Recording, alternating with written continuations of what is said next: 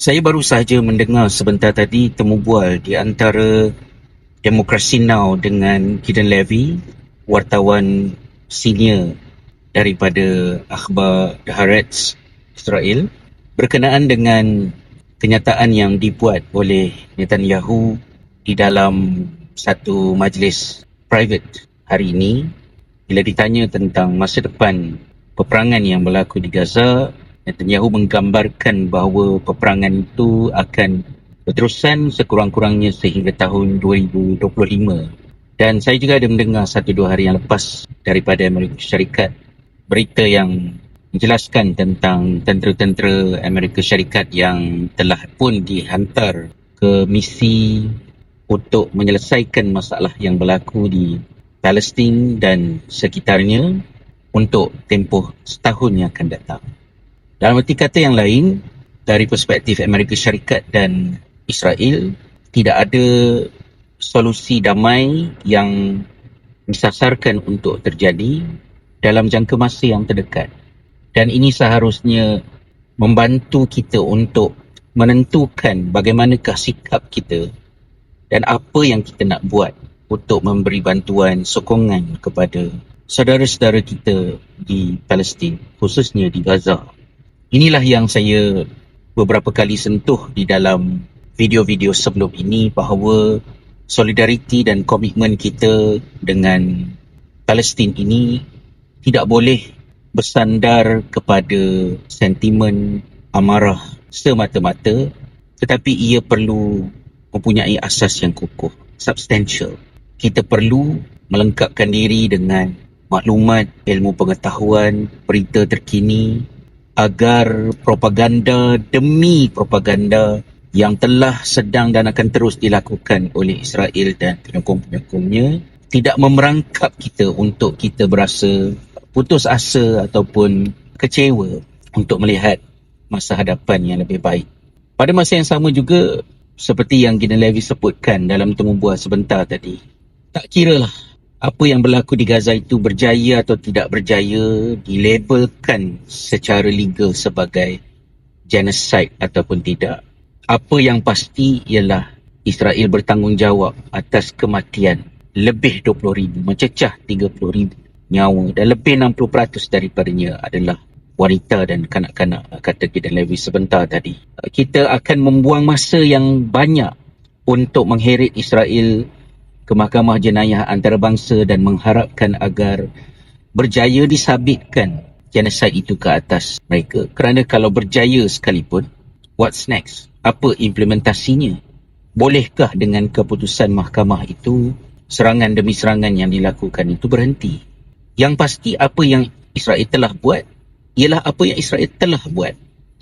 Dan dia mengingatkan saya kepada apa yang disebutkan oleh Syekh Salah Abdul Fattah Al-Khalidi di dalam salah sebuah buku beliau yang menyentuh tentang isu Palestin. Dia kata, antara kata-kata dan perbuatan, percayalah kepada apa yang dibuat dan bukan kepada apa yang dikata. Beliau memberikan perumpamaan, kalau ada seseorang itu sedang memegang seekor burung ke ayam, saya tak ingat, dan dia kata dia kesian dengan burung tu, dia menyayangi burung itu, tapi pada masa yang sama tangannya sedang memegang pisau dan memotong leher burung itu.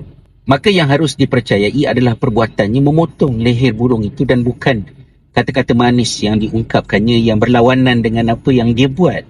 Sebagai mengingatkan, benda ni ditulis 20-30 tahun sudah kan. Mengingatkan kepada kita bahawa Israel akan terus-menerus menafikan apa yang dia buat. Dia tidak bermaksud untuk kekal berada di Gaza. Dia tidak bermaksud untuk terlibat dalam peperangan. Dia tidak bermaksud untuk membunuh. Tetapi semua yang dia tidak maksudkan itulah yang dia buat. Seperti yang Gideon Levy sebutkan dalam temu bual dengan Demokrasi Now sebentar tadi. Bagi kita, kita tahu dah sejahat manakah Zionis ini, apakah jenayah yang dia lakukan sebelum 7 Oktober.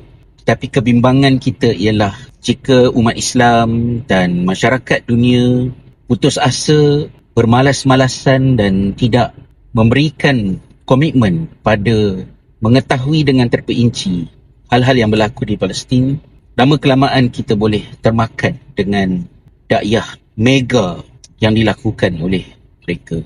berhati-hatilah dengan perkara ini. Bagi kita, sebab kita ada akhirat, kita percaya kepada Allah. Walaupun kita tetap terus berjuang untuk memberhentikan kezaliman, kehilangan nyawa, kemusnahan yang berlaku di Palestin. Tetapi kerana kita percaya akan adanya kehidupan selepas kematian, kita tidak harus sempit jiwa, sempit dada hingga murung, berputus asa, kerana setiap satu nyawa yang hilang, ia tidak hilang, ia tidak mati, tetapi ia berpindah kepada kehidupan yang lebih baik.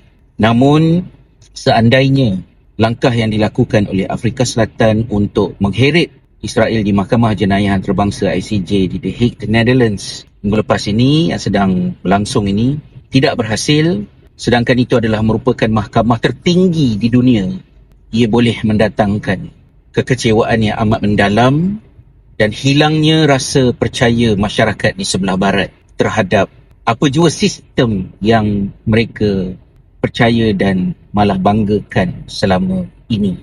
Apa yang saya harapkan ialah seandainya kekecewaan itu melata, ia menjadi pencetus untuk mereka melapangkan jiwa, melihat bagaimana Islam, agama orang Gaza, orang Palestin, yang menjadikan mereka itu begitu teguh dan kuat, dilihat sebagai agama yang merawat rasa kecewa itu, seperti yang diungkapkan oleh sahabat Nabi SAW dalam hijrah pertama ke Habsyah itu, bahawa agama kami adalah agama yang mengeluarkan manusia daripada kesempitan hidup dunia kepada keluasan kehidupan dunia dan akhirat. Akhirat itu amat penting untuk memaknakan kehidupan kita di dunia ketika segala makna dunia hilang daripada sebuah harapan. Wallahualam.